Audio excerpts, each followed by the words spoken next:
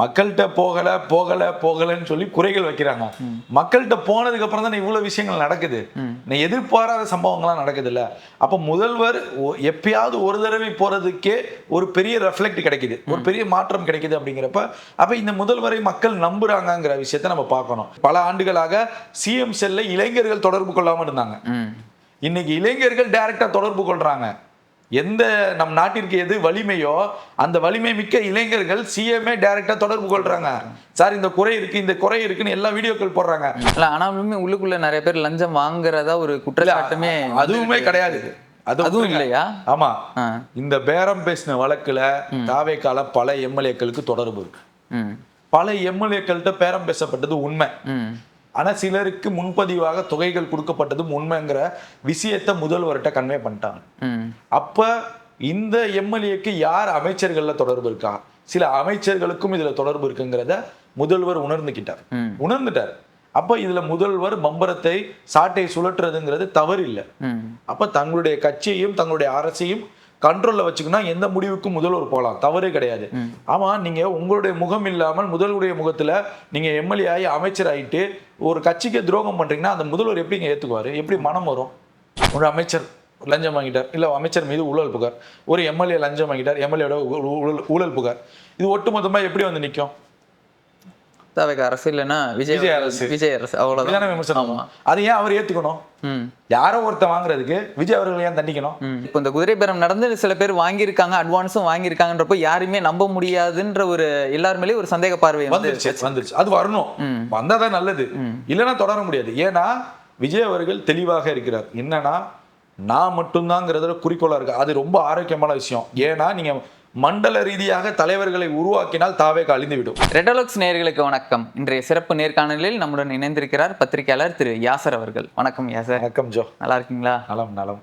புதிய தலைமுறையோட நெறியாளர் விஜயன் அவர்கள் மேல நம்ம அந்த திருநாவுக்கரசு அவர் வந்து அந்த குதிரை பேரம் பேசப்பட்டதா சொல்லிருந்தோம். சில தகவல்கள் மாட்டி இருக்குது, அதனால அவரை வச்சு விசாரிச்சுட்டு இருக்கோம்னு நிறைய பேர் பத்திரிகை துறையிலும் சரி கட்சியினரும் சரி ட்விட்டர்லேருந்து கண்டனங்கள் தெரிவிச்சுக்கிட்டே இருக்காங்க. இது ஒரு ஊடகத்துக்கு எதிரான ஒரு அடக்குமுறை தாவேக்கா அரசு பண்ணிட்டு இருக்கு. கூட்டணி கட்சியில் இருக்கிற விசிகாவும் சொல்லியிருக்காங்க, கம்யூனிஸ்ட் கட்சிகளும் சொல்லியிருக்காங்க. என்ன நடந்துகிட்டு இருக்கு அவர் அந்த விஜயனோட வழக்குல? இல்லை, இப்போ பத்திரிகையாளருடைய கருத்து சுதந்திரத்தை முடக்குகிறதுங்கிற விஷயங்கள் வேற, இவரை விசாரணை வளையத்திற்குள்ள கொண்டு வந்த டாபிக்கே வேற. அதை நம்ம புரிஞ்சுக்கணும். நிறைய பேர் ஜேர்னலிஸ்ட் மேலே இந்த மாதிரி பண்ணுறாங்க, வைக்கிறாங்க. அப்படி அடிஷ்னலாக திமுக பண்ணது போல அதிமுக பண்ணது போல அடக்குமுறைகள் இருந்தால் அது கண்டிக்கத்தக்க விஷயம், அதில் மாற்று கருத்து கிடையாது. அது தாவேக்காவும் அந்த தப்பு செய்யக்கூடாது. இவர் இந்த வழக்கில் சிக்கினது ஏதோ தாவேக்கா அரசை அவதூறாக பேசவில்லை, விஜய் அவர்களே அவதூறாக பேசவில்லை, இல்லை தாவேக்கா அரசு செய்யாத விஷயங்களை செய்தது போல ஊடகங்களில் காட்டலை, ஊடகங்களில் பேசலை. இது முற்றிலும் அதை கருத்து சுதந்திரத்திற்கு எதிர்மறை திசையில் இருக்கக்கூடிய டாபிக். கேஸோட அந்த ஸ்ட்ரென்த் லெவல் இருக்கு. என்ன கேஸு, அந்த கேஸோட ஸ்ட்ரென்த் லெவலை பொறுத்து தான் விசாரணை வளையத்துக்குள்ள கொண்டு வராங்க. இது ஏற்கனவே திமுக ஆட்சி காலங்களில் அதிமுக ஆட்சி காலங்களில் பத்திரிகையாளர்கள் மேல கருத்து சுதந்திரத்தின் மீதான அந்த தாக்குதல்கள் நடந்துச்சு. அதற்கான சில பத்திரிகையாளர்கள் கைது நடவடிக்கை எடுத்துறாங்க. அது கண்டிக்கத்தக்கது. எல்லாருமே அதுக்கான போராட்டங்கள்லாம் பண்ணாங்க. இதே பிரஸ் கிளப்ல நிறைய போராட்டங்கள்லாம் நடந்திருக்கு. ஆனா இந்த கேஸோட ஸ்ட்ரென்த்தை இவங்க ஏன் இப்படி பாக்குறாங்கிறத ஒரு பெரிய கேள்வி இருக்கு. இப்ப இவர் விஜயன் அவர்களை அவர் மேல மதிப்பு மரியாதை இருக்கு, அதெல்லாம் மாற்றுக்கிறது. இப்ப அவருடைய இந்த ஒரு விசாரணைங்கிறது எதற்காக விசாரணை அப்படிங்கிற ஒரு ஆட்சி கவிழ்ப்பு, ஒரு மக்களால் தேர்ந்தெடுக்கப்பட்ட ஒரு அரசின் மீது ஒரு ஆட்சி கவிழ்ப்புன்னு ஒரு விஷயம் வருது, ஒரு விசாரணை வருது, சில வழக்குகள் போடுறாங்க, அதுல குற்றவாளிகளுடன் தொடர்புல இருக்காங்கிறது தான் டாபிக்கே. புரியுதா? கருத்து சுதந்திரத்துக்கு இங்க என்ன வேலை இருக்கு? ஒன்றும் கிடையாது, ஒண்ணுமே இல்லை. நம்ம சொன்னது கரெக்டா இருக்கா? அப்ப கருத்து சுதந்திரத்திற்கும் இந்த விஷயத்துக்கும் எந்த சம்மதமும் இல்லை. இது முற்றிலுமாக ஒரு அரசு, மக்களால் தேர்ந்தெடுக்கப்பட்ட அரசு நன்றாக செயல்பட்டு கொண்டிருக்கும் வேளையில் அதை கவிழ்க்கக்கூடிய சதி நடக்கும் போது அந்த அரசு எந்த லெவலுக்கு போகும்? இதுதான் கேஸோட ஸ்ட்ரென்த். இப்ப நான் 5 வருஷம் 2 வருஷம் கட்சியை நடத்தி இந்த மக்கள் 41 பேர் இறந்து இவ்வளோ பிரச்சனைகளுக்கு மத்தியில், இவ்வளவு விமர்சனங்களுக்கு மத்தியில் குடும்பத்தோட விமர்சனங்கள், தன்னுடைய விமர்சனங்கள், அப்புறம் கட்சிக்காரங்களோட விமர்சனங்கள், கட்சிக்காரங்க எது பேசினாலும் அதுக்கான விமர்சனங்கள், ட்ரோலு, மீம் இதெல்லாம் தாண்டி ஒரு ஆட்சி அதிகாரத்திற்கு ஒரு அரசு வரும்போது அந்த அரசை கவிழ்க்கக்கூடிய சதி வேலை நடக்கும்போது அந்த வேலையை தடுக்க வேண்டிய இடத்துல அரசு இருக்குதா இல்லையா? புரியுதா? அப்ப அந்த அரசு அவர்கள் செய்ய வேண்டிய விஷயத்த நியாயமான விஷயங்களை செய்யறாங்க, மாற்று கருத்து கிடையாது. அவரை விசாரணை வளையத்திற்கு அழைத்ததுங்கிறது அந்த கேஸ் ஆஃப் ஸ்ட்ரென்த்தை பொறுத்து. அங்க நடந்த நிகழ்வை தான் நம்ம கண்டிக்கணும். புரியுதா? இப்ப அங்க விஜயன் அவர்கள் காவல்துறையால் தாக்கப்படுகிறார், கண்டிக்கத்தக்க விஷயம். இல்ல காவல்துறை அவரை ரொம்ப நேரம் உட்கார வச்சாங்க, கண்டிக்கத்தக்க விஷயம். காவல்துறை அவருக்கு உணவு வழங்கல, தண்ணி வழங்கல, கண்டிக்கத்தக்க விஷயம். காவல்துறை இரவு நேரங்களில் அழைப்பது தவறான விஷயம், மாற்று கருத்து கிடையாது. இது காவல்துறைக்கான விஷயம். இது எங்க தமிழ்நாடு அரசுடைய தலையீடு இருக்கு? இல்லதான், ஒண்ணுமே இல்லைல்ல. இல்ல தாவேக்கால இருந்து யாராவது போன் பண்ணி விஜயன் வந்தா இந்த மாதிரி நடத்துங்கன்னு சொன்னாங்களா? எங்கேயாவது எவிடன்ஸ் இருக்கா? எதுவுமே இல்லை. அப்ப நீங்க கேஸ் ஆஃப் ஸ்ட்ரென்த் லெவலை பொறுத்து பார்க்காம நீங்க ஒட்டுமொத்தமாக தாவேக்கா மேல குறை சொல்வதை எப்படி ஏத்துக்க முடியும்? இதே நக்கீரன் கோபால் அவர்கள் தாவேக்கா வென்ற உடனே ஒரு வீடியோ போட்டாரு, பார்த்திருப்பீங்க நீங்க. ஆமா, சரி. தாவேக்கா வெல்லும் போது ஒரு வீடியோ போட்டாரு, இது தேர்தலுக்கு முன்பு இந்த கரூர் மேட்டருக்கு அப்போ ஒரு வீடியோ போட்டாரு. ஆமா. அப்ப பத்திரிகையுடைய கருத்து சுதந்திரம் எங்க போச்சு? நக்கீரன் கோபால் இது வரைக்கும் யாருமே கண்டிக்கலையே. இது ரொம்ப தப்பான விஷயங்க. அவரை தானே நீங்க பிரஸ் கிளப்ல ஒரு மெம்பர் ஆக்கியிருக்கீங்க, பத்திரிகை நல வாரியத்தில் மெம்பர் ஆக்கியிருக்கீங்க. இது என்ன நிகழ்வு? இது எப்படி ஏத்துக்க முடியும்? ஒரு பத்திரிகையாளருங்கிறது நியூட்ரலா இருக்கணும். தவறுனா தவறு, தவறு இல்லைன்னா தவறு இல்லை அப்படிங்கிறப்ப இப்ப இவ்வளவு விஷயங்களை நக்கீரன் கோபால் செய்யும் போது ஒரு கட்சியினுடைய தலைவர் அப்போ கரூர் சம்பவம் நடக்கும்போது, ஆனா ஒரு மாசான கிரௌடு உள்ள ஒரு பெரிய பவர் உள்ள ஒரு நபர், அவரை நீங்க வெளிப்படையா வீடியோல திட்டும் போது எந்த பத்திரிகையாலும் ஏன் விமர்சனம் வைக்கல? எந்த பத்திரிகையாலும் இப்படி செய்யாதீங்கன்னு அறிவுரை கூட செய்யல? இல்ல அட்லீஸ்ட் ஒரு பிரஸ் கிளப்ல ஒரு லெட்டர் பண்ணலையாவது இனி பத்திரிகையாளர்கள் அவதூறாக தனி மனித தாக்குதலை அவர்களுடைய தொலைக்காட்சிகள், அவர்களுடைய பத்திரிகைகள், அவர்களுடைய யூடியூப்கள்ல போடாதீங்கன்னு எங்கேயாவது நீங்க அனௌன்ஸ் பண்ணிருக்கீங்களா? பேசுறது எல்லாமே அவதூறா எப்படி பண்ண முடியும்? அப்போ இதுல உங்களுக்கு புரியுதா? இப்போ உங்களுக்கு இந்த ஸ்டாண்டை புரிஞ்சிருக்கும். அப்ப இதுவும் ஒரு திட்டமிட்டு ஒரு குழுவினர் செய்யக்கூடிய விஷயம். அப்ப விஜயனுடைய வழக்குல நம்ம பாக்குறப்ப நான் சொன்ன விஷயங்களுக்கு காவல்துறை செஞ்சுதா காவல்துறை மீது நடவடிக்கை எடுக்கணும், மாற்று கருத்து கிடையாது. அதை தாவேக்கா அரசு வேகமாக செய்யும், அதுலயும் மாற்று கருத்து கிடையாது. தாவேக்கா அரசுடைய கவனத்திற்கு இந்த விஷயம் போயிடுச்சு. அதனால காவல்துறை யார் ஏன் விசாரிச்சீங்கிறத என்கொயரி அவங்களும் பண்ணிட்டு இருக்காங்க. இப்படி நடத்தாதீங்க, முழுமையான விசாரணை நடத்துங்க. சரியான ஆதாரம் இருந்து அவர் குற்றவாளினா அதற்கான விஷயங்களை அவர் வழக்குகளா பாத்துக்க போறாரு அப்படிங்கறது பேசியிருக்காங்க. அப்ப நம்ம இதை கடந்துதான் நம்ம பார்க்கணும். அப்ப குற்றவாளின்னு முத்திரை குத்தப்பட்ட அந்த யூடியூபருடன் இவருடைய உரையாடல் இருந்திருக்கு. உரையாடல் மூலம், அதாவது கேஸோட ஸ்ட்ரென்த் தான் முக்கியம். ஒரு தமிழ்நாட்டுடைய ஆட்சியே கவிழ்க்கக்கூடிய ஒரு சதி நடக்குது அப்படின்னா எந்த அளவுக்கு விசாரணை மேற்கொள்வார்களோ அந்த அளவுக்கு தான் விசாரணை கொள்ளுங்க. அவ திருநாவுக்கரசு சொல்ல எல்லா பத்திரிகையாளர்களும் தொடர்பு இருக்காங்க. நாங்க முத கொண்டு பேசியிருக்கோம். ஏன்னா ஒரு பத்திரிகையாளர் மீட் வைப்பாரு, பிரதர் கருத்து கணிப்பு வச்சிருக்கேன் பிரதர், வாங்க பிரதர் ஹெல்ப் பண்ணுங்க பிரதர், சப்போர்ட் பண்ணுவோம், ஓகே அதோட முடிச்சுவோம். புரியுதா? அப்போ இது எல்லா பத்திரிகையாளர்களுக்கும் எல்லா அரசியல்வாதிகளோட தொடர்புகள் இருக்கும், காவல்துறை அதிகாரிகளோட தொடர்புகள் இருக்கும். எல்லை மீறல்னு ஒண்ணு இருக்குல்ல. சோ இந்த பேஸ் பண்ணி தானே உங்களை விசாரணத்துக்குள்ள கூப்பிட்டு வந்திருப்பாங்க. ஏன் இவ்வளவு சாட்ஸ், ஏன் இவ்வளவு கால்ஸ், ஏன் இவ்வளவு திருநாவுக்கரசு ஒரு நட்பு ரீதியா கூட இருந்திருக்கலாம். அதை விளக்க வேண்டிய கட்டாயத்துல அவர் இருக்காரு, அது விளக்கிட்டு வந்திருக்காரு. சோ இது முடிஞ்சிருச்சு. இதுல எங்க கருத்து சுதந்திரம் வருது?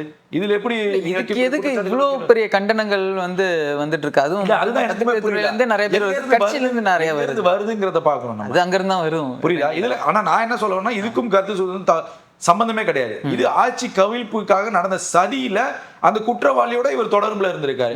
அதை விசாரிக்கிறதுக்கு தார்மீக உரிமை தமிழ்நாடு அரசுக்கு இருக்கு. நான் குற்றம் செஞ்சாலும் என்ன விசாரிக்கலாம், தவறே கிடையாது. இப்ப நம்ம ஜோ இருக்காங்க, ஜோவோட நான் உரையாடுறேன், ஜோ ஒரு விஷயத்த சொல்லி நான் அந்த டாபிக்ல போறேன் அப்படின்னா என்ன விசாரிப்பாங்க தான், அதுல மாற்று கருத்து கிடையாது.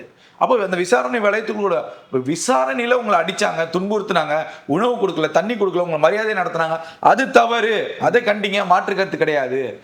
நீங்க விசாரணையே பண்ணக்கூடாதுன்னு சொல்றதுக்கு உரிமை இல்ல.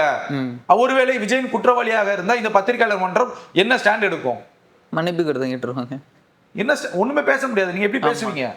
உண்மையிலுமே அவர் ஒரு குற்றவாளிங்க, ஒரு வாதத்துக்கு தான் சொல்றேன், வாதத்துக்கு அவர் விஜயன் ஒரு குற்றவாளின்னு அறிவிக்கிறாங்க, எஃப்ஐஆர்ல ஒரு பேர் சேர்க்கிறாங்க. அப்ப இந்த பத்திரிகையாளர்கள் என்ன செய்வாங்க? அப்ப பத்திரிகையாளர் கேட்கும் போது காவல்துறை எவிடன்ஸ் வெளியிடுது, நீங்க எந்த முகத்தை வைத்து பேசுவீங்க? அப்ப என்னன்னே தெரியாம ஏன் இவ்வளவு நெருடல்களை ஏற்படுத்துறீங்க? ஒரு விசாரணை வளையத்துக்குள்ள தான் வச்சிருக்காங்க. காவல்துறை அங்க செஞ்ச சம்பவங்கள், இவங்க குற்றச்சாட்டக்கூடிய சம்பவங்கள்லாம் தவறு, மாற்று கருத்து கிடையாது. காவல்துறை அப்படி நடத்தக்கூடாது. அவர் மீது மதிப்பு மரியாதை இப்பயுமே இருக்கு, அதெல்லாம் மாற்று கருத்து கிடையாது. அவர் ஒரு நெறியாளராகவும் அவருடைய அந்த சொல்லும் செயலும் வந்து நல்ல மக்களுடைய கவரக்கூடிய விஷயமா தான் இருக்கும். அதுல மாற்று கருத்து கிடையாது. ஆனா அப்பேற்பட்ட நபரை நீங்க விசாரணைக்கு கொண்டு போயிட்டு நீங்க அவமரியாதையை நடத்துனீங்கன்னா அது தவறு. அது தாவேக்கா திருத்திக் கொள்ளணும், மாற்று கருத்து கிடையாது. அவர் குற்றவாளி இருக்கும் பட்சத்தில் நீங்க எடுக்கக்கூடிய விசாரணைகளை எந்த பத்திரிகையாளர்களும் உங்களுக்கு முரண்பட மாட்டாங்க. அப்ப இதுதான் நம்ம சொல்ல வரோம். அப்ப இது அவர் விசாரணைக்கு போகும்போது ஒரு கும்பல் குதிக்கிறத ஏன் நக்கீரன் கோபால் பேசும்போது குதிக்கல அப்படிங்கிற ஒரு கேள்வி இருக்கு. இன்னும் எத்தனையோ பேர் விஜய் அவர்களை பத்திரிகையாளர் என்ற போர்வையில ஒருமையில பேசினாங்க. இப்ப முதல்வர் ஆகிறதுக்கு முன்னாடியே அப்ப எந்த பத்திரிகையாளரும் கண்டிக்கலையே. ஏங்க அப்படி பேசுறீங்க, ஏங்க இப்படி பேசுறீங்க? பத்திரிகையாளருக்குன்னு ஒரு வழிமுறைகள் இருக்கு, அதன்படி நீங்க பேசுங்க. ஆனா அவர்கள் எல்லாம் பத்திரிகையாளர் சங்கத்துல உறுப்பினர்கள், தலைவர்கள். இதெல்லாம் என்ன டிராமா? எனக்கு ஒன்றும் புரியல. வெளிப்படையாக இன்னும் பல ஊடகங்கள்ல அதே பத்திரிகை சென்ற சில நபர்கள்லாம் எப்படி டிபேட்ல பேசுறாங்கன்னு நம்ம பார்க்குறோம். யூடியூப் சேனல்ல உட்காந்து பேசுறாங்க, ஆதாரமற்ற தகவல்கள். அப்போ எப்படி அதை பத்திரிகையாளர் சங்கங்கள் அனுமதிக்குது? புரியுதா உங்களுக்கு? அப்போ ஒட்டுமொத்தமாக நீங்க தாவேக்கா மீது குறை சொல்வதுங்கிறது ஏற்புடையதல்ல. அடுத்து நேற்று பார்த்தீங்கன்னா சைதாப்பேட்டையில் வந்து அந்த விடுதிக்கு போய் ஆய்வுக்காக போயிருக்காரு. தொடர்ந்து ஆய்வு, இதுக்கு முன்னாடி அந்த ஜிஹெச்க்கு போய் ஆய்வு பண்ணிட்டு வந்தார். இப்போ வந்து விடுதிக்கு போய் ஆய்வு பண்ணியிருக்காரு. அங்கே இருக்கிற அந்த மாணவர்கள்கிட்ட எல்லாமே குறைகளும் வந்து கேட்டிருக்காரு. அண்ணா ஒரு 5 நிமிஷம் சொல்கிறது கேட்டு போங்கன்ற மாதிரி குறைகளும் கேட்டிருக்காங்க. அங்கேயும் நிறையா குறைகள் சொல்லியிருக்காங்க. வெளில இங்கே சரியான சாப்பாடு கிடைக்கிறது இல்லை, தூங்குறதுக்கு இடம் இல்லை, நம்ம சொல்கிறதெல்லாம் எதுவுமே இது பண்ண மாட்டேங்கிறாங்க, சாப்பாடுனாலும் ஒரு 2 நாள் தான் நல்லா இருக்குது, அதுக்கு மேலே நல்லா இல்லைன்னு சொல்கிறாங்க. இந்த குறைகள் எல்லாம் அவரும் எழுதி வச்சிருக்காரு. கூடிய சீக்கிரமாக வந்து இதுக்கான ஆக்ஷன்ஸ் எடுக்கணும்னு. தொடர்ந்து இந்த மாதிரி ஆய்வுகள் அது எப்படி பார்க்கலாம்? இல்லை, முதல்வருடைய இந்த நடவடிக்கைங்கிறது பாராட்டக்கூடிய விஷயம். நம்ம ஆரம்பத்துலேருந்து அதுதான் சொல்ல வரோம். மக்கள்கிட்ட போகலன்னு சொல்லி குறைகள் வைக்கிறாங்க. மக்கள்கிட்ட போனதுக்கு அப்புறம் தான் இவ்வளவு விஷயங்கள் நடக்குது. எதிர்பாராத சம்பவங்கள்லாம் நடக்குது இல்ல. அப்ப முதல்வர் எப்பயாவது ஒரு தடவை போறதுக்கே ஒரு பெரிய ரெஃப்ளெக்ட் கிடைக்குது, ஒரு பெரிய மாற்றம் கிடைக்குது. அப்படிங்கிறப்ப அப்ப இந்த முதல்வரை மக்கள் நம்புறாங்கிற விஷயத்த நம்ம பார்க்கணும். அப்ப இந்த முதல்வர் மக்களுடன் மக்களுடன் பேசு, மக்களுடன் அரசியல் செய்யுங்கிற அந்த ஸ்டாண்டுக்குள்ள தினசரி வந்துட்டாரு அப்படின்னா தமிழ்நாட்டு அரசியல் தலைகீழா மாறும். இந்த மக்களை பெரிய மாற்றத்தை கொண்டு வருவாங்க. அப்போ நான் என்ன கேட்குறேன், 50-60 ஆண்டு காலமாக உங்கள் திராவிட கட்சிகள்ல குறைகளே இல்லைன்னு நீங்க மார்த்தட்டி கொண்டு பேசும்போது இவ்வளவு குறைகள் கண்ணு முன்னாடி இருக்கே. அப்போ இது ஒரு பெரிய மாற்றம் தானே. முதல்வர் வன்னியரசு அவர்கள் கூட அமைச்சர் என்ன சொல்றாரு, எங்களுக்கே 10 நிமிஷம் முன்னாடி தான் தெரியும். அப்ப எவ்வளவு சஸ்பென்ஸான விஷயம். கடந்த ஆட்சி காலங்கள்ல பாத்தீங்கன்னா முதல்வர் வராரு, இந்த டேட்டுக்கு அங்க போறாரு, இந்த டேட்டுக்கு இங்க வராருங்கிற ஒரு செயல் திட்டம் இருக்கும். அதன் அடிப்படையில் போவாங்க, உடனே பாத்தீங்கன்னா கிளீன் பண்ணி வைப்பாங்க. இந்த கார்பரேஷன்ல இருந்து ரவுண்டா அந்த ஒயிட் ப்ளீச்சிங் பவுடர் வச்சிருவாங்க, பெருக்கி வச்சிருப்பாங்க, டேபிள் கீபிள்லாம் சேர் போட்டு வைப்பாங்க. இதே முதலமைச்சர் அந்த சாலையில வராருன்னா அந்த சாலையில எங்க பள்ளமா இருக்கோ அங்கெல்லாம் ரோடு போட்டு வைப்பாங்க. ஒரு பெரிய திட்டமிடலே நடக்கும். அதெல்லாம் இல்ல, யதார்த்தமா போறாரு, விசிட் பண்ணாரு. அப்படிதான் எக்மோர் மருத்துவமனைக்கு போனாரு, வீடியோ வந்த உடனே போனாரு. அப்ப இங்கேயுமே வீடியோ வருது, வீடியோ வந்ததுக்கு அப்புறம் உடனே போறாரு. அப்ப அந்த மாணவன்கிட்ட அவர் கேட்டுக்கிட்ட அந்த இது 2 விஷயம் நம்ம கவனிக்கணும். அவர் அந்த கேட்டுக்கிட்ட தன்மைங்கிறது இருக்குல்ல, ஒரு அண்ணனாக நின்று கேட்கிறாரு. அந்த கூட்டத்துல ஒருத்தராக நிற்கிறாரு. முதலமைச்சரான அந்த கெத்து இல்ல, முதலமைச்சராக அந்த ஒரு பெரிய பந்தாவோ அதெல்லாம் கிடையாது. அங்க நின்று அந்த மாணவன் முழுமையாக பேசும் முறை அறிந்தார். அது ஒரு தலைவனுக்கு அழகு. ஒரு முதலமைச்சர் இப்படி நடந்துக்கிறது பாராட்டக்கூடிய விஷயம். ஏன்னா சில பேர் பேசும், சரி தம்பி நான் பாத்துக்கிறேன் போங்க, தோல்ல தட்டி அனுப்பிச்சு விட்டாங்க. ஆனா அந்த தோல்ல தட்டினதே ஒரு பெரிய விஷயமா பேசுவாங்க. இங்க கை கட்டி அந்த மாணவன் முழுமையாக பேசும் வரைக்கும் ஒரு முதலமைச்சர் நின்று கேட்கிறாரு அப்படின்னா அது அந்த முதலமைச்சருடைய பண்பை குறிக்குது. அது பாராட்டக்கூடிய விஷயம். அவர் பேசும்போதே ஒரு வார்டனை கூப்பிடுறாங்க நோட் பண்ண சொல்லி. அப்ப முதலமைச்சர் இருக்கும் போது அந்த வார்டனுடைய செயல்பாடுகளை கவனிச்சிங்களா? கவனிச்சிருந்தீங்கன்னா தெரிஞ்சிருக்கும். பொய் சொல்றாங்க, அப்படி பண்றாங்க, இப்படி பண்றாங்க. அப்ப இதுல இருந்து நீங்க என்ன தெரிஞ்சுக்கணும் அப்படின்னா, ஒட்டுமொத்தமாக இந்த அதிகார வர்க்கத்தில் இருக்கக்கூடிய அதிகாரிகள், ஊழியர்கள் இருக்காங்களா, அரசு ஊழியர்கள், ஒட்டுமொத்தமாக தாவேக்காவை இன்னும் ஏற்றுக்கொள்ளவில்லை. இது நேற்று அந்த சம்பவமே சாட்சி. ஒரு முதலமைச்சர் நிக்கிறாருங்க, துறை சார்ந்த அமைச்சர்கள் 2 பேர் நிக்கிறாங்க, சுத்தி அவ்வளவு பெரிய ஒரு போலீஸ் படை இருக்கு, அதிகாரிகள் இருக்காங்க, ஐஏஎஸ் ஆபீசர் இருக்காங்க. அந்த இவ்வளவு பேர் இருந்தும் அந்த வார்டன் அப்படி நடந்துக்கிறாரு. இது எவ்வளவு பெரிய செயல். அப்ப அவர் மனதுக்குள்ள என்ன இருக்கு? மதிக்கலன்ற. புரியுதா உங்களுக்கு? அப்ப இதை எப்படி முதல்வர் அவர்கள் களை எடுக்கணும் அப்படின்னா, எங்கேயுமே சமரசம் இருக்கக்கூடாது. தப்புனா வேலையை விட்டு தூக்கு, வேலையில கை வச்சா எல்லாம் உருப்படியா நடக்கும். இதுதான் நம்ம சொல்றோம். முதல்வர் மாதிரி சஸ்பெண்ட்லாம் கிடையாது, டிஸ்மிஸ் பண்ணுங்க. டிஸ்மிஸ் பண்ணிட்டீங்கன்னா அடுத்த வார்டனுக்கு அந்த பயம் வரும், அடுத்த அதிகாரிகளுக்கு அந்த பயம் வரும். ஸோ இந்த ஸ்டாண்டை விஜய் அவர்கள் எடுத்துட்டாரு அப்படின்னா வேற லெவல்ல நடக்கும் ஆட்சி. உண்மையிலுமே ஒரு பெரிய அச்சம் வந்துடும், எப்பனாலும் என்ன வேலையை விட்டு தூக்கிடுவாங்க அச்சம். அப்போ அரசு துறை அதிகாரிகளுக்கு ஒரு செயல் திட்டத்தை முதல்வர் வகுக்கணும். என்ன வகுக்கணும்னா, லஞ்சம் வாங்கக்கூடாது, மக்கள்கிட்ட வந்து பொறுமையா மக்களுடைய கருத்தை கேட்டுக்கோங்க, பொலைட் டிசிப்ளின் வேணும். இப்போ போலீஸ்க்கு வந்து பொலைட்டா பேசுங்கன்னு டிஜிபி அறிவுறுத்துவார். அந்த மாதிரி அரசு ஊழியர்களுக்கு ஒரு இது வைக்கணும். அரசு ஊழியர்களுக்கு வாரந்தோறும் ஒரு மனநல ஆலோசனை கொடுக்கணும். ஏன்னா மனதளவுல ஏதாவது வேலை விஷயம் பாதிக்க இல்லை அதிகாரிகளோட ப்ரெஷர் இருக்கும். ஸோ இதெல்லாம் கடந்த ஆட்சிகள்ல 1-2 நடந்துச்சு. இதை ஒரு செயல் திட்டமா கொண்டு வாங்க. தாவேகா கொண்டு வந்தீங்கன்னா உங்களே அவர்கள் விரும்ப ஆரம்பிச்சிருவாங்க. அப்போ அவங்களுக்காக நீங்க செய்யும் போது மக்களுக்காக அவங்க ஆட்டோமேட்டிக்கா செஞ்சிருவாங்க, குறைகள்ங்கிறது இருக்காது. அப்போ இந்த மனநல ஆலோசனை, அவர்களுடைய பிரச்சனைகள், அவர்களுக்கு ஒரு தீர்வு வாரம் கொடுத்துட்டீங்க அப்படின்னா அவர்களை கண்காணிக்க ஒரு குழுவை போடுங்க. போட்டீங்கன்னா அந்த செயல் திட்டங்கள் கரெக்டா நடக்குதா அப்படிங்கிறத வாட்ச் பண்ணாலே போதுமான மாற்றம் வந்துடும். அதாவது அரசு அதிகாரிகளை வேலையை விட்டு நீக்குங்க நம்ம சொல்லல, என்னன்னா அவங்களுடைய குறைகளை நீங்க ஃபர்ஸ்ட் கேட்டுக்கோங்க. ஏன்னா அவர்களுடைய குறைகளை நிவர்த்தி செஞ்சிட்டீங்கனாலே இங்க முடிஞ்சிடும். அப்ப இதெல்லாம் நீங்க செஞ்சுட்டு அந்த ஊழியர் சரியாக வேலை செய்யல டிஸ்மிஸ் பண்றீங்க, நியாயமானது. ஏன்பா நான் உனக்கு இவ்வளவு விஷயங்கள் பண்ணி கொடுத்துருக்கேன், நீ அதை மீறி மக்களுக்கு செய்யல அப்படின்னா நீங்க டிஸ்மிஸ் பண்ணலாம். அப்ப யாரும் உங்க மேல விமர்சனம் வைக்க மாட்டாங்க, அது வரவேற்பாங்க. அப்போ இந்த மாதிரி ஒரு செயல்திட்டம் கொண்டு வாங்க. அதே போல அரசு அதிகாரிகள் லஞ்சம் வாங்கினாலோ அவர்களுடைய குடும்பத்தில் அரசு வேலைங்கிறது கிடையாதுங்கிற ஒரு திட்டத்தை அறிவுங்க, ஒரு ஆணையை பிறப்பிங்க, தப்பு கிடையாது. அப்ப எல்லா அரசு அதிகாரிகளுக்கும் வேலைங்கிறது தான் அடிப்படை. அந்த வேலை தான் உங்களுக்கு பவர். அந்த பவர் வச்சுதான் இவ்வளவு ஆட்டம் பண்றாங்க. அந்த பவர்லயே நீங்க கை வச்சுட்டீங்கன்னா உருப்படியா மக்களுக்கு செய்வாங்களா? அப்ப உங்க ஆட்சி நிலைத்து நிற்குமா? அப்ப தமிழ்நாடு அரசையும் தாவேகா தலைவரையும் மக்கள் இன்னும் 30-50 ஆண்டு காலங்கள் தமிழ்நாட்டை தக்க வச்சுக்குவாங்க.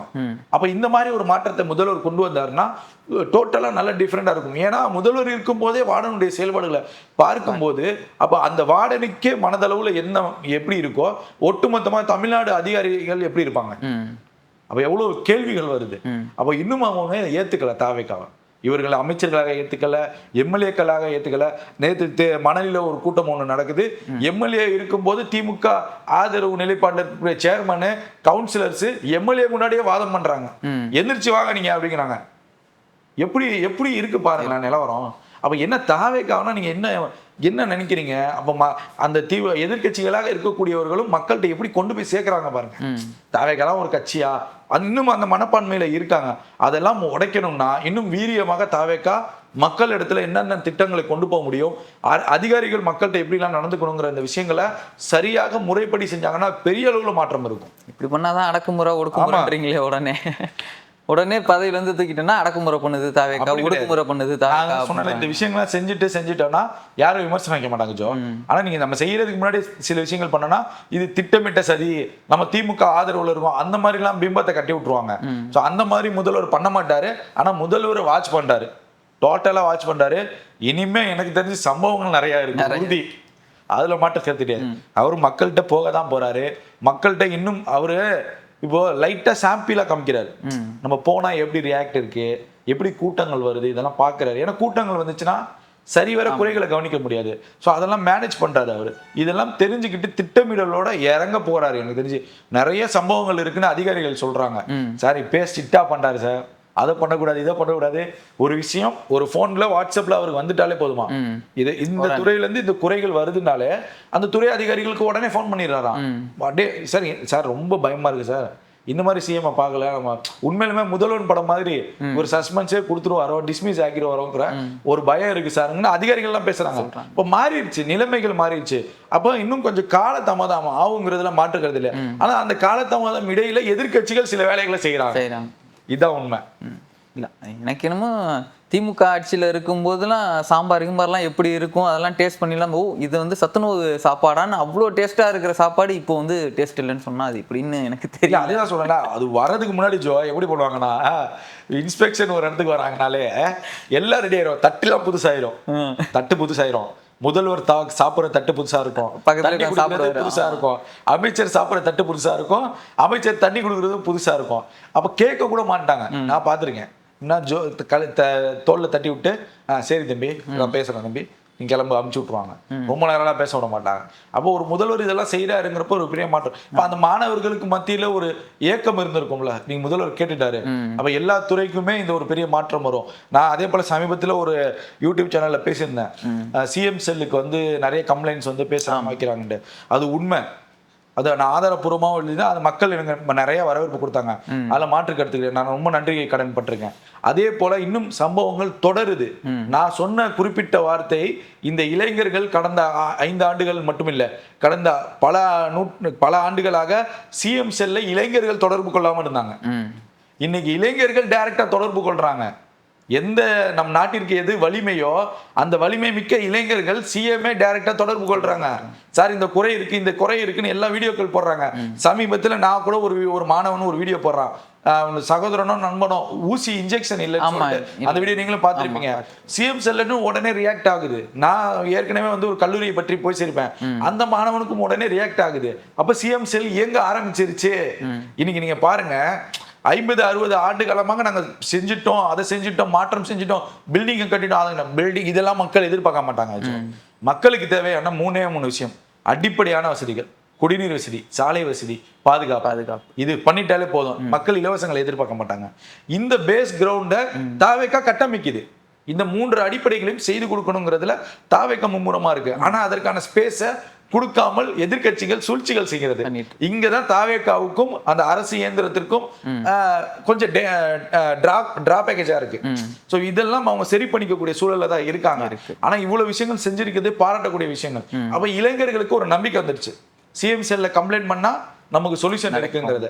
அப்ப மக்களுக்கும் நம்பிக்கை வந்துருச்சு, சிஎம் செல்ல போய் புகார் கொடுத்தோம்னா நமக்கு ஒரு சொல்யூஷன் கிடைச்சிடும். அதனுடைய சாட்சியாக தான் நான் பார்க்கிறேன், இந்த 50-60 ஆண்டு காலமாக திராவிட கட்சிகள் செய்யாத குறைகளை இந்த முதல்வர் செஞ்சிருவான்ட்டு தான் இன்னைக்கு வரிசை கட்டி நிக்கிறாங்க தலைமைச் செயலகத்தில். இதுவே சாட்சி. அதே மாதிரி அமைச்சரவை கூட்டத்தில் வந்து எல்லா அமைச்சர்களுக்கும் ஒரு ஸ்ட்ரிக்டாக ஆர்டர் போட்டிருக்காங்க, யாருமே தப்பு பண்ணக்கூடாது, அப்படி தப்பு பண்ணால் நான் யார் என்னன்னு கூட பார்க்க மாட்டேன், உடனே வந்து அந்த அமைச்சர் பதவியிலேருந்தும் தூக்கிடுவேன், ஒருத்தருமே இது பண்ணக்கூடாதுன்னு சொல்லியிருக்காரு.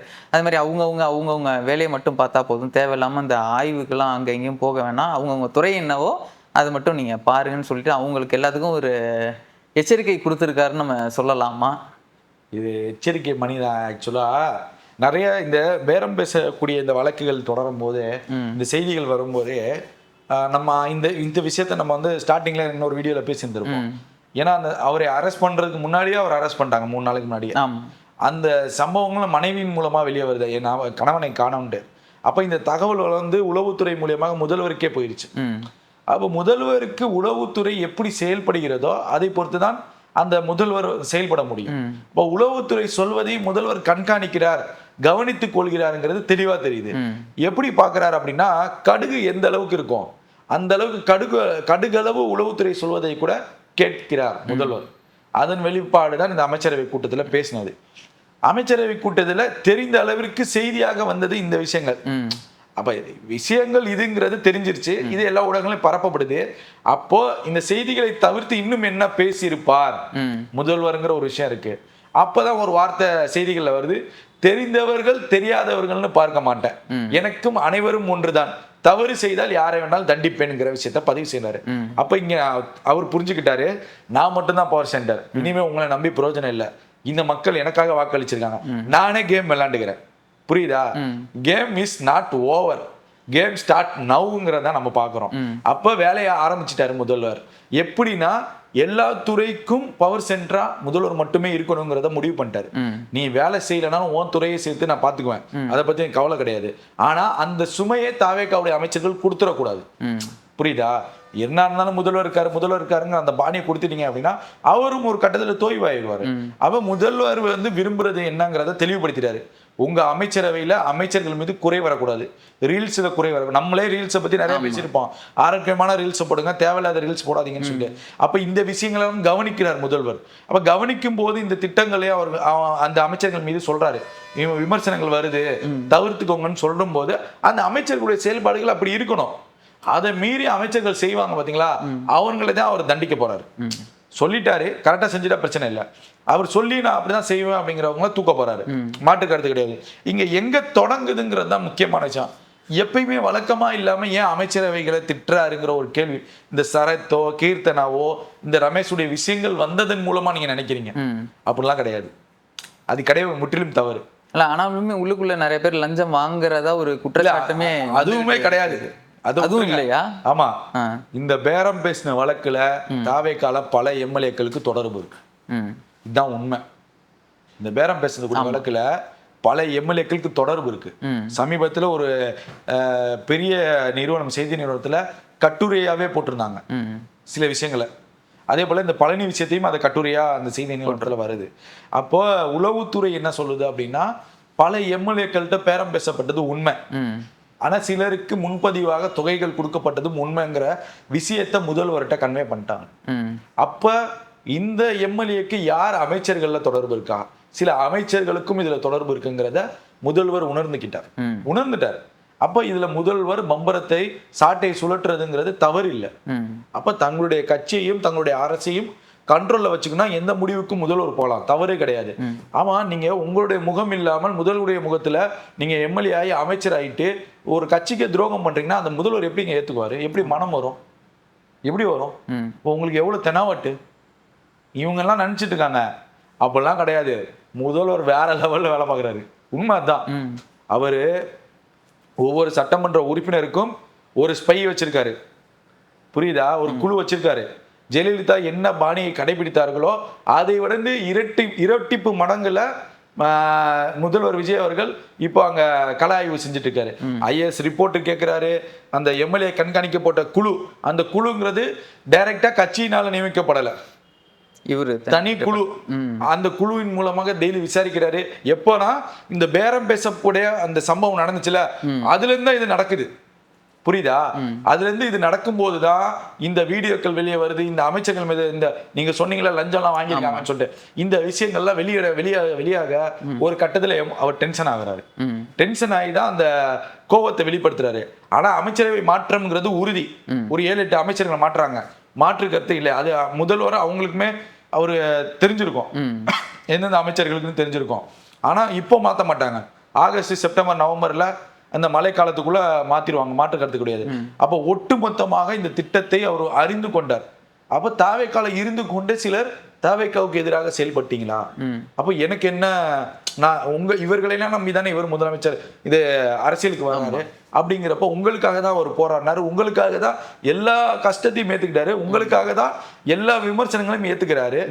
எவ்வளவு விஷயங்கள், விஜய் வரல, விஜய் பேச மாட்டாரு, விஜய் ஓடி போறாரு, அப்படி எல்லாத்தையும் ஏத்துக்கிட்டு ஒரு மனிதன் உங்களுக்கும் இப்பயுமே பவர் சென்டரா இருக்கும்போது நீங்க அவர்களுக்கு துரோகம் பண்ணும் போது உங்களை எப்படி ஏத்துக்குவாங்க? இதான கட்சிக்குள்ள ஒரு விரிசல் விடாதா? தாவேக்கா கட்சிக்குள்ள தவறு செய்தவர்கள் இல்ல, ஏன்னா இப்ப நீங்க சொல்ற மாதிரி ஜானா ஆரோக்கியசாமின்னு ஒரு டீம் இருக்காங்க, ஆதோ அர்ஜுனா டீம் இருக்காங்க, செங்கோட்டையன் டீம் தனியா இருக்கு, புசியானந்த் அவர்கள் தனியான்னு ஒவ்வொருத்தவங்க ஒரு டீம் இருக்கப்போ இல்ல இவங்க எல்லாம் சேர்ந்துதான் அவர்களுக்கு விஜய் அவர்களுக்கு ஒரு ஐடியாஸ் கொடுக்கறது, இவரோட என்னெல்லாம் சொல்றாங்களோ இதை வச்சுதான் அவர் ஒரு டிசிஷனை எடுப்பான்றப்போ இன்னைக்கு இவங்க யாரோட ஐடியாஸும் வேண்டாம், ஃபுல்லாவே நானே எடுக்கிறேன் அப்படின்றப்போ இப்போ எதுவுமே நம்ம கேட்க மாட்டேங்கிறாங்க, நம்ம சொல்றது எதுவுமே அவர்கிட்ட பலிக்காதுன்றப்போ ஒரு விரிசல் விடாதா? இல்ல, அது வராது, ஆரோக்கியமா இருக்கும். நீங்க எல்லாருமே அவங்க சொல்லக்கூடிய கருத்துக்களே இவர் செஞ்சுட்டு இருந்தாருன்னா அந்த ஒரு பாயிண்ட் ஆஃப் வியூல இவர் தவறி போயிடுவாரு.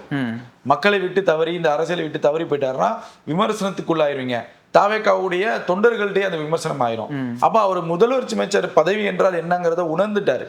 முதலமைச்சருக்கு எவ்வளவு பவர் இருக்கு, நான் தான் பவர் சென்டருங்கிறத அவர் எல்லா இடத்துலயும் பதிவு செய்யறாரு. அப்படிங்கறத அவர் தன்னிச்சு இப்போ தலைவன் சொல்லக்கூடியதை அவர்கள் கேட்கக்கூடிய சூழலை உருவாக்கிட்டாரு. இவ்வளவு நாள் நீங்க கொடுத்த ஆலோசனை ஏத்திட்டாரு. இப்போ இனிமே மக்கள் என்ன நம்பி வாக்களிச்சிருக்காங்க, மக்கள் ஏன் முகத்திற்காக தான் உங்களுக்கு தேர்ந்தெடுத்திருக்காங்க. என்னுடைய அரசு சரியான அரசாக மக்களுக்கான சேவைகள் செய்யக்கூடிய அரசா இருக்கணும், அதுல யார் குறுக்கிட்டாலும் நான் நடவடிக்கை எடுப்பேங்கிறத வெளிப்படையா சொல்றாரு. அது பாராட்டக்கூடிய விஷயம். அப்போ ஒரு தலைவனாக இன்னைக்கு தலைவன் சொல்லக்கூடிய விஷயங்கள்ல போர் படைகளாக தளபதிகளாக இருக்கக்கூடிய கேட்கணும். கேட்கலாம், அந்த தளபதியை காலி பண்றது தப்பு கிடையாது. உங்களுக்கு புரியுதா? ஏன்னா இந்த 5 வருஷம் மட்டும் இல்லாமல் தொடர்ந்து அடுத்தடுத்த 5 வருடங்கள் ஆட்சி தொடரணும்னா முதல்வர் இந்த மாதிரி முடிவுகள் எடுப்பது தவறு இல்லையே, அது தொண்டர்கள் கட்டுப்படுவாங்க. அப்ப ஒரு தலைவர் சொல்லும் போது தொண்டர்கள் கட்டுப்படாம இருக்க மாட்டாங்க. அப்ப யார் தப்பு செய்யறா அதெல்லாம் அவர் பார்க்க மாட்டாரு. ஏன்னா அவர் அந்த இதுக்குள்ள வந்துட்டாரு. முதல்வருங்கிற அந்த பதவிக்கான பவர் என்ன, மக்களுக்கு என்ன செய்யணுங்கிற அந்த விஷயத்துல வந்துட்டாரு. இப்ப நான் என்ன கேட்கிற ஒரு எக்ஸாம்பிளுக்கு வைங்க, ஒரு அமைச்சர் லஞ்சம் வாங்கிட்டார், இல்லை அமைச்சர் மீது ஊழல் புகார், ஒரு எம்எல்ஏ லஞ்சம் வாங்கிட்டார், எம்எல்ஏட ஊழல் புகார், இது ஒட்டுமொத்தமாக எப்படி வந்து நிற்கும்? தவிக அரசு இல்லைன்னா விஜய் அரசு, விஜய் அரசு, அவ்வளோதான் விமர்சனம். அது ஏன் அவர் ஏற்றுக்கணும்? யாரோ ஒருத்தர் வாங்குறதுக்கு விஜய் அவர்கள் ஏன் தண்டிக்கணும்? ஏன் அவர் மேல விமர்சனம் வைக்கணும்? இப்போ என்னன்னா அவருக்கு யார் மேல ஒரு ஸ்டெபிளான ஒரு நம்பிக்கை இல்லைன்ற ஒரு சந்தேக பார்வையிலே வச்சிருக்காருன்னு இப்போ சொல்லலாமா? சந்தேகம் இல்ல, இந்த குதிரை பேரம் தவறிடக்கூடாதுன்னு பாக்குறாரு. இல்ல இப்போ இந்த குதிரை பேரம் நடந்து சில பேர் வாங்கியிருக்காங்க, அட்வான்ஸும் வாங்கியிருக்காங்கன்றப்போ யாருமே நம்ப முடியாதுன்ற ஒரு எல்லார் மேலேயும் ஒரு சந்தேக பார்வை வந்துருச்சு. அது வரணும், வந்தாதான் நல்லது, இல்லைன்னா தொடர முடியாது. ஏன்னா விஜய் அவர்கள் தெளிவாக இருக்கிறார். என்னன்னா நான் மட்டும்தாங்கிறதுல குறிக்கோளா இருக்கு. அது ரொம்ப ஆரோக்கியமான விஷயம். ஏன்னா நீங்க மண்டல ரீதியாக தலைவர்களை உருவாக்கினால் தாவேக அழிந்துவிடும். எப்படி தெரியுமா சொல்றேன்? மண்டல ரீதியாகனா கே நேருனா எத்தனை மாவட்டத்துக்கு தலைவர், ஏவா வேலுனா எப்படி தலைவர், செந்தில் பாலாஜினா எப்படி, இந்த மாதிரி தலை தூக்குறாங்க சில அமைச்சர்கள். இதை உளவுத்துறைக்கு ரிப்போர்ட் வந்துருச்சு. அந்த மாதிரி தலை தூக்கினால் அது தாவேகாவுக்கு ஆபத்து. ஏன்னா உண்மையான அடுத்த தொண்டன் சட்டமன்ற உறுப்பினர்ல எம்எல்ஏவா செலக்ட் பண்ண போறான்ல, அவன் யாருன்னு தெரியாம போயிடும். அந்த அடிமட்ட தொண்டன் யாருன்னே தெரியாம போயிடும். அப்புறம் இவர்களே வளர்ந்து கொண்டுட்டு இருந்தாங்கன்னா அவனுக்கு எப்ப வாய்ப்பு கிடைக்கும்? இந்த வாய்ப்புகள் வராதனால தான் இன்னைக்கு திமுக தோல்வி அடைஞ்சிருக்கு. அதிமுகவும் அந்த பிரச்சனை தான். அந்த பிரச்சனை தாவேகாவை ஏன் சந்திக்கணும்? அப்ப முதல்வர் எடுப்பது சரியான முடிவு தானே. அப்ப முதல்வர் அதுல தெளிவா இருக்கு. அது வரவேற்கிறது கண்டித்து பாராட்ட வேண்டியது. நீங்க மண்டல ரீதியாக ஒரு தளபதிகளை உருவாக்கினால் அது தாவேகாவுக்கு ஆபத்து. இப்பயும் சொல்ற தாவேகாவுக்கு ஆபத்து. அவங்க நல்லவன் யாரு கெட்டவன் யாரு தெரியாம போயிடும். எல்லாமே ஜோ சொல்றதே சரியா இருக்கும், எல்லாமே யாசர் சொல்றதே சரியா இருக்கும், எல்லாமே லிங்க சொல்றதே சரியா இருக்குங்கிற ஒரு மனப்பான்மைக்கு ஒரு தலைவன் வந்துட்டாருன்னா அது தோல்வி.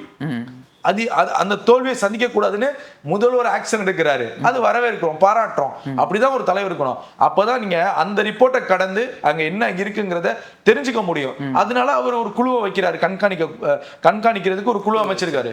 அந்த குழுல கட்சிக்காரனுக்கு யாருன்னு தெரியாது, கண்டே பிடிக்க முடியாது. இது தெரியாம சில எம்எல்ஏக்கள் உருட்டிட்டு இருக்காங்க. எல்லாத்துக்கும் ஒரு செக் இருக்கு. அது ஆகஸ்ட் நவம்பர்ல செக் இருக்கு கண்டிப்பா. அடுத்தது இந்த சுந்தரின்னு சொல்லிட்டு ஒருத்தவங்க தாவைக்கால இருக்கிறவங்க வந்து ஒரு கேஸ் வந்து போட்டிருந்தாங்க. இது மாதிரி வழக்கறிஞர் அரசு வழக்கறிஞர் வந்து நியமனம் பண்ணுறதுல வந்து முறைகேடு வந்து நடந்திருக்கு அப்படின்னு சொல்லியிருக்காங்க. அது வந்து அதுலேயும் வந்து புசி ஆனந்த் அவர்கள் பேரும் சிஎம் அவர்கள் பேரும் வந்து நீக்கிட்டாங்க. நேற்றுக்கு வந்து இல்லைன்னு சொல்லி அது வந்து எஃப்ஐஆர் இன்னைக்கு பார்த்தீங்கன்னா அவங்கள வந்து கட்சியிலேருந்து அடிப்படை, அதாவது அவங்க கட்சியோட கொள்கையை மீறி வந்து செயல்பட்டதாக வந்து அடிப்படை தாவேகாலேருந்து தாவேகா மேலேயே கேஸ் கொடுக்கறது இது எப்படி இருக்கு? இல்லை, இது வந்து இதில் இன்னொரு விஷயம் நீங்கள் கவனிக்கணும். தாவேகா மேல இருந்து தாவேகாவுக்கு கேஸ் கொடுக்கறதுங்கிறது உண்மையிலுமே தாவேகாவை பாராட்டணும். இதே நீங்க கட்சியிலிருந்தே கொடுக்குறாங்க. ஏன்னா இதே நீங்க திமுகவோ அதிமுகவோ இந்த தகவல் வந்தாலே அவனை கூப்பிட்டு ஆஃப் பண்ணிடுவாங்க. புரியுதா? இது வழக்கு வரைக்கும் கொண்டு போயிட்டு நீதிபதிகளை ஏன் முதல்வர் பேரையும் அமைச்சர் பேரையும் சேர்க்கிறீங்கிற ஒரு விஷயத்த நீதிபதிகள் வாயாலேயே ஒரு உண்மையை பெறணுங்கிறதுல குறிக்கோளா தாவேகா இருந்திருக்குல்ல, அது பாராட்டக்கூடிய விஷயம் தானே. ஆனா அது ஆரோக்கியமா தானே நம்ம பார்க்கணும். இவங்க சரி ஓகே நம்ம மேல போட்டிருக்காங்கன்றப்போ இது ஆரோக்கியமா தானே பார்க்கணும். அவங்க தப்புன்னு அவங்களுக்கு தோணுது, அவங்க வந்து ஒரு அதுதான் அந்த அளவுக்கு கொண்டு போய் விட்டுருக்காங்களா தாவேகா. நீங்க நீதிமன்றம் வரைக்கும் கொண்டு போயிட்டு நீதிமன்றம் வரைக்கும் நீங்க வாதாடுங்க, அது உண்மை இருக்கும் பட்சத்துல நாங்க ஏத்துக்கிறோங்கிற அந்த லெவலுக்கு வந்திருக்காங்கல்ல, அது பாராட்டக்கூடிய விஷயம். எந்த கட்சியும் செய்யும். திமுக ஒரு மாவட்ட தலைவர் மேல நீங்க இப்படி கம்ப்ளைண்ட் கொடுக்க முடியுமா? கவுன்சிலர் மேல கொடுக்க முடியுமா? முடியாதுங்க. கூப்பிட்டு ஆஃப் பண்ணிடுவான். உனக்கு என்ன வேணும் வா, எல்லாம் செஞ்சு தரேன், ஏன்னா அந்த பொறுப்புமா, இந்த எவ்வளவு பணம் வேணும், இப்படிலாம் நடந்திருக்கு. அப்ப ஒரு கட்சி நீ வழக்கு போட்டு வழக்கை வாதாடி நீதிமன்றத்திலிருந்து நீதிபதி ஒரு தகவல் சொல்லும் வரைக்கும் அவருக்கு ஒரு உறுதுணையாக தாவேகா இருந்திருக்கு. தாவேகா என்ற அடையாளத்துல தான் அவங்க வழக்கே போடுறாங்க. புரியுதா உங்களுக்கு? அப்படி இருக்கும்போது அது தாவேகாவுடைய என்னன்னா உண்மை தெரிஞ்சுக்கிட்டோம், மக்கள் உண்மை கட்சிக்காரங்க தெரிஞ்சுக்கிட்டோங்கிறத நீதிமன்றம் வரைக்கும் கொண்டு போய் விட்டுருக்காங்களே தாவேகா. இது ஒரு பெரிய விஷயம் தான், பாராட்டக்கூடிய விஷயம் தான். அப்போ ஒரு கட்சி தவறு இல்லைங்கிறத நீதிபதி சொல்றாரு. அப்ப அதற்கு அப்புறம் தானே நடவடிக்கை எடுக்கிறாங்க.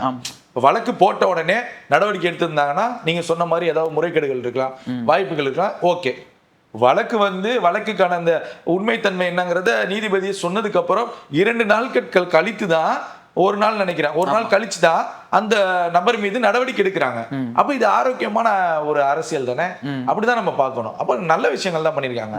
அப்ப இதுல வந்து நீதிபதி ஒன்று சொல்றாரு, உண்மையாக நடந்திருக்கக்கூடிய கோணம் தான் இருக்கிறது, எங்கேயுமே தவறுதலாக இருப்பதற்கான வாய்ப்புகள் இல்லைன்னு. ஏன்னா ஜட்ஜஸ்க்குமே தெரியும் எப்படி, அதாவது சில இடங்கள்ல திமுகல ஆட்சி காலத்துல இருந்த அரசு வழக்கறிஞர் இன்றைக்கு தாவேகா ஆட்சியிலும் தொடர்றாங்க. ஆமா. ஓகேவா? இதை எப்படி பேஸ் பண்ணியிருப்பாங்க தாவேகா அப்படின்னா, இதை தவறுதலான புரிதலை விட எக்ஸ்பீரியன்ஸ்டு பர்சன்ஸை கொஞ்சம் கவர் பண்ணுவாங்க. கிரிட்டிக்கலான சுச்சுவேஷன், கிரிட்டிக்கலான டிஸ்ட்ரிக்ட்ஸில். இப்போ நீங்கள் திருநெல்வேலி சவுத்தில் எடுத்துட்டீங்கன்னா நிறைய ஜாதி கலவரங்கள் இருக்கும், நிறைய கொலை சமூகம். அங்கே நீங்கள் ஒரு ஜூனியரை தூக்கி அரசு வழக்கறிஞராக போட்டிங்கன்னா எப்படி சமாளிப்பார் அவர்? முடியாது. எப்படி வாதாடுவார்? புரியுதா உங்களுக்கு?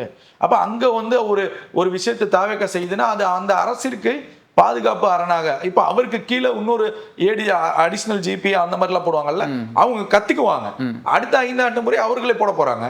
இது அவர்கள் மேலேயுமே சில குற்றச்சாட்டுகள் எல்லாமே இருக்குது. திரும்பவும் அவங்களுக்கே வந்து பதவி கொடுக்குது தாவேக்கா அரசு. இவங்களை மாற்றி இருக்கணுமே, மாற்றாம திருப்பி அவங்களுக்கே மறுபடியும் அந்த பதவி. சில விஷயங்களை இப்போ நம்ம சொல்ற மாதிரிலாம் கிடையாது ஜோ. அவரை போடுறோம் அப்படின்னா முழுமையா அவரை ஸ்கேன் பண்ணிட்டு தான் ஒரு ரிப்போர்ட் காவல்துறை கொடுக்கும். ஐஏஎஸ்னு ஒன்று இருக்கு, உளவுத்துறை. அந்த உளவுத்துறை ஒரு ரிப்போர்ட் கொடுக்கும். சார் இந்த லாயர் இந்த 5 வருஷம் இதெல்லாம் பண்ணியிருக்காரு. இது சாதாரணமெல்லாம் யாரும் போட மாட்டாங்க. தாவேக்காக நான் வாப்பா போட்டு கொடுத்தோம் அப்படிலாம் கிடையாது.